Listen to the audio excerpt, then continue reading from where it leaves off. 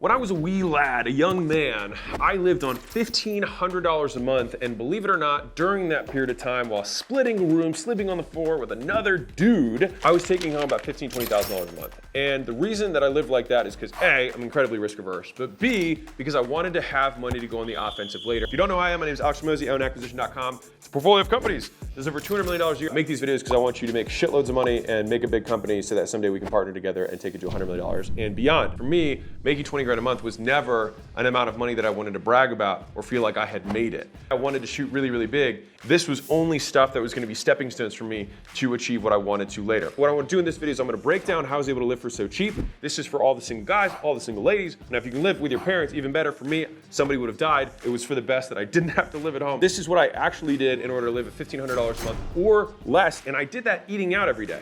There's three big cost centers. You got transportation, you got living, and you got food.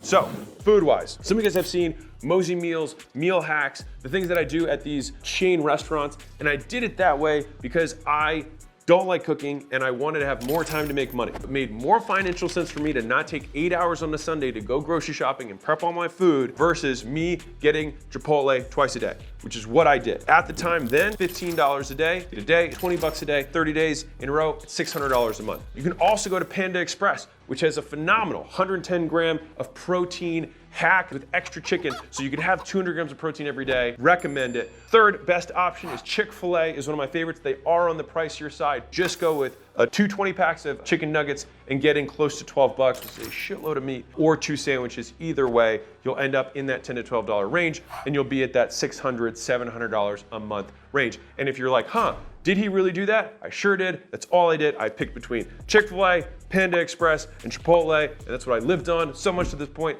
that Layla didn't know that we were going on dates, but for me, these were the fine establishments that I was frequenting on a regular basis. They knew me by name, and they knew that I knew how to work the menu. So, first step was Mosey Meals, and that for me, time to money-wise, was worth it. So when I would go to the grocery store and I would get all the fixins and all that stuff, I spent $150 in a week, and I ended up spending almost $600 a month as a single guy when I went grocery shopping and did all the prep and all the clean versus me running out next door, grabbing the food, eating it, and heading back, and it was a nice mental break for me. I ate cheap, and as crazy as this may seem, it is easier to figure out how to get all of your calories in eating out stuff ahead of time. The absolute cheapest route, which I'll tell you right now, loaves of bread, peanut butter.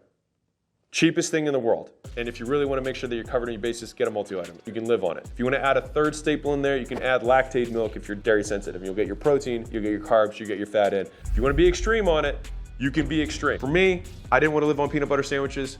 I did eat them when I was trying to bulk up, but I did those in addition to my normal calorie intake. And to that degree, you might want to do one of those Mosey Meals and then do peanut butter and milk is the other one, which is a nice cheap in between. The reason this is so important for everybody who's watching this, you got to know how to live cheap so you can save up to build the business you want so that you can invest in the skills and the experiences that are going to make you money.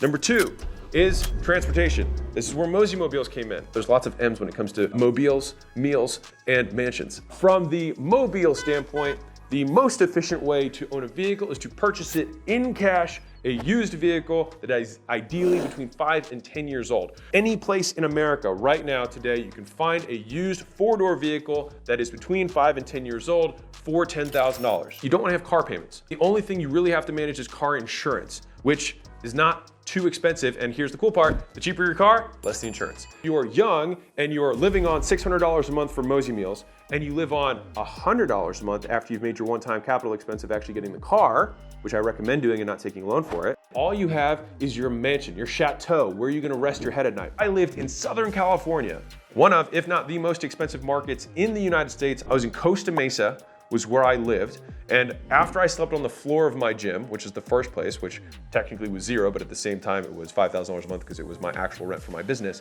I then really splurged. I ended up having a member at my gym say, "Are you really sleeping here?" I said, "I sure am." Another member was having me sleep at their place for free. I was able to move from the free place to my own place, which is really in quotes here. We split a single bedroom in a 7-bedroom house. He and I were roommates, not housemates, roommates. And I had one mattress that I got off Craigslist and put on the floor. Fan next to my face, because it's really loud, by the way, so you can not have to hear what someone else is doing. Every other bedroom had a couple. There were 3 dogs in the house. My roommate had a dog, another couple had a dog, and another couple had a dog. And one of the couples had 2 dogs, and they were both big. So there was marking of territory, there was shit and piss in the house every day.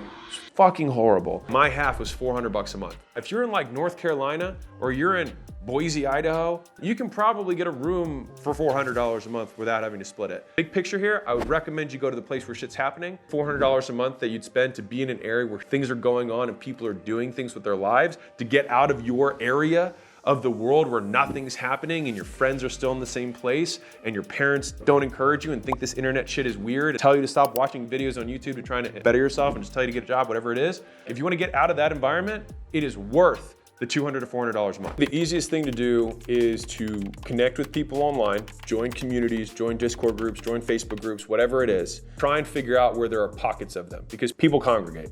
You can find pockets of people that have similar goals to you and get around them. Every move for the first few years of my career was only to be around people. As long as you're a person who's going to hustle and people see it, people will open doors for you. I moved from SoCal to Puerto Rico briefly. From there, we moved to Irvine and then Albuquerque, New Mexico, because I had people there that I wanted to learn from, and I didn't know anyone else besides this one couple. If you just say, hey, do you know anybody else who lives in this area? And this is where, like, now the world's even more connected than it was a decade ago. You see a lot in SoCal, you see a lot in Miami, you see a lot in New York, a lot of Chicago. And a big thing here, if you see Cleveland rich is not the same as SoCal rich, not the same as New York. What happens is your standard of excellence raises. In some ways, you feel worse about yourself, but to the same degree, it shows you what's possible. My recommendation is to use that as inspiration. It is possible. They're made of the same flesh and bone as I am, therefore I can too. And when you get around people like that, they start talking in different time increments and different money increments. If you're hanging out with, they're talking in terms of weeks, talking in terms of paychecks, talking in terms of $100, $1,000 investments. You gotta be talking to people who are talking about $100,000 investments. We're talking about years, talking about decades. You can judge how wealthy people will be by how they talk about how they allocate resources, time and money, and the increments that they measure those in. I've moved a lot faster in life through handshakes instead of hacks. It's who introduced me and opened way more doors than any what ever did. Getting around the who, a lot of times it's hard to measure, but when I look at all the big deals that I've done in my life, it's all been 1 or 2 degrees connected from people that I met. One recommendation that I have for you, don't turn down the first invite. You connect with somebody at a thing, it's like, hey, let's grab dinner. If you make that first one happen, the likelihood that you end up staying friends and connecting is significantly higher. If you turn down the first invite, it shows that you're not as interested. They also turn down your counter invite and it becomes this whole thing. And I'm just saying, like, one big move is just make it work on the first invite. When you go to that meeting, do some prep work. Do 30 minutes of research on the person you're gonna meet with and try to bring something valuable to the table. Now, it might be your skill and you just apply it to them. And this is the thing, this is a fucking hack at life. No one wants a free patio. Like, hey, you got a buddy who builds patios, you don't have a patio, you have a couple people bid for it, and your buddy's like, hey, I'll build it for you, right? He says he'll do it for free. And you say, sure, cool, I'll save some money. The other guy said they can do it in 4 weeks. He starts taking 4 weeks and it's, a third of the way done. He's like, sorry, I'm working on some other jobs. I'll be around to work on it later this weekend. And now it's 8 weeks and it's still, halfway done. And at 12 weeks, now you start to fucking hate the guy. The thing is that if you want to do somebody a favor, if you really want them to take it as a favor, blow them away. Make them feel awkward for the amount of work that you did. And if you've never had this experience, I can promise you, I've been on the receiving end and it is uncomfortable. Fuck, I owe this guy something. And the nice thing about this, you just provide value. You go in and you don't just provide a little bit of value, you actually do what a full scope project would be for whatever it is that you're good at, and you just set it up for the dude. Or you spend a whole day walking them through how you do this stuff. And you're like, well, how do you find the time for that? You work all the time. That's how you do it. This is work. It's investing in the long-term relationships that are gonna pay dividends later. Does that mean that I'm gonna give to somebody and I might not get anything back? Yes. Didn't you say you want to be an entrepreneur and make the world a better place? That's what it looks like at a micro level. The ultimate leverage that you can have in a relationship is not needing anything back. If you do that, you can be the guy that stacks IOUs, and then when you do need to make your move, because you are going to do the next thing, then you've got all these blank checks ready to cash in, and then that is how you can propel yourself way faster. And you just load the deck early when you don't need anything. The time to dig the well is not when you're thirsty, but when you have enough water, so that when you are thirsty, it's there. Now we can go on the offensive. My plan B was always strip at night, drive Uber during the day. And I'm dead serious. If you're making less than 60, 70,000 a year, I don't understand why you wouldn't take that car that you saved up for, that's got 4 doors, it's 15 years or younger, and has no visible damage on it. If you got those 3 check marks, you can drive Uber. It is the most flexible job. You can make money immediately. There's no risk besides the actual vehicle itself. You can work whatever hours you want. You can do it on separate apps. And when I say whatever hours, I said there's flexibility, but also how many hours you want. You work 12 hours a day if you feel like it. Living on $1,500 a month or less, spend 20, make another 200, have saved up after taxes, so I could go on the offensive again. If you know it doesn't cost you much to live, your risk tolerance goes up because you don't have other shit to worry about. Real cost of the shit that you can't afford or shouldn't be affording right now. You're paying for the car, but you're sacrificing your dreams. You're paying for going out with the boys at the club, buying a table, getting bottle service, buying girls drinks. All of a sudden, boom, $100, boom, $200 in a night. Like, what just happened? That was half my rent. You become less dangerous because it's very hard to fight someone who has nothing to lose. And it's very hard to fight someone who can live on nothing. If we had to pick between living on $10,000 a month and making $10,000 a month, or living on $1,500 a month and then spending the spread, if you spend $5,000 a month, $3,000 a month, $2,000 a month on your education so that you can increase your earning capacity, it's hard to be stopped. Side note, if you can get competitive with yourself at how little you can spend, recommend. One of the other hacks that Dave Ramsey has that I'm a huge fan of is taking out the amount of money that you're gonna spend for the entire month, putting it in your wallet and leaving it there. Don't spend more than that. Period. That's it. That's all you get. You're one of these people who wants to credit card hack. I get 2% here and I get 1% here and I get 3% here. You're focusing on the wrong fucking percentage side. If you're trying to be financially disciplined, just fucking be disciplined. So I get asked a lot about the income to spending ratio. I never had one. That's because I just try to maximize both sides. How can I hack the game to spend as little as humanly possible, period? And then how can I hack the other side of the game and make as much money as I possibly can? I just saved every dollar that wasn't food, transportation, living. The other way of doing this is getting competitive with your bank account. One of the habits that I highly encourage you do is that every morning, what's the first thing you check? Is it Instagram? Is it YouTube? Is it your texts? I will tell you the first thing that I checked the mornings when I was in this period of my life. It was my bank account. Every day I would wake up and I would check my bank account. And what happens when you do that is you develop this muscle of kind of this understanding of the money flow. It might be uneventful to check your bank account every day. But if I can give you a habit that will make you a lot of money, it's just like weight loss. If you get on a scale every day and you're trying to lose weight and you don't do jack shit, but you literally just get on the scale every day, people lose weight.